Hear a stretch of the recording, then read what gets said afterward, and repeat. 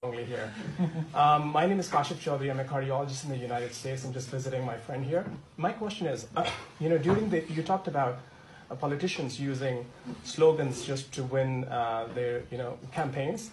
While Imran Khan was campaigning, he used the Khatm Nubuwwat card a lot. He attended Khatm Nubuwwat conferences, and he assured the right wing that he would uphold the Second Amendment and the anti-Ahmadi laws of Pakistan. As things stand, Ahmadi Muslims cannot worship openly. They're denied the right to read the Quran.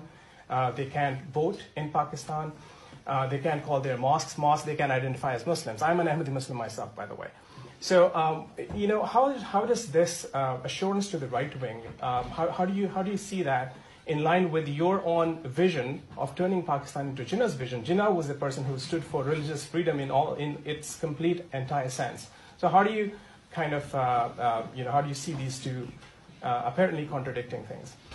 As I said earlier, it's not a very straightforward issue that can be answered in a very straightforward way. It's a very complex problem. People, since 1952, I would say, in 1952 we have that movement, but people are getting killed since 1952, and it's been 68 years that people are getting killed on these issues. So you can't have, a very straightforward answer to such questions.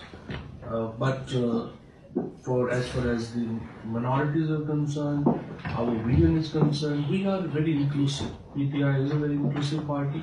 We are trying to create an environment where everyone can live his life as per the Constitution and as per the law. Can I be the health minister in your party? As an Ahmadi Muslim. That's a good question. It's a good question. Yeah, why not? Under the Constitution you can. As an Ahmadi Muslim? Yeah. There's no problem. Sure. I'll apply next year. You'll get elected.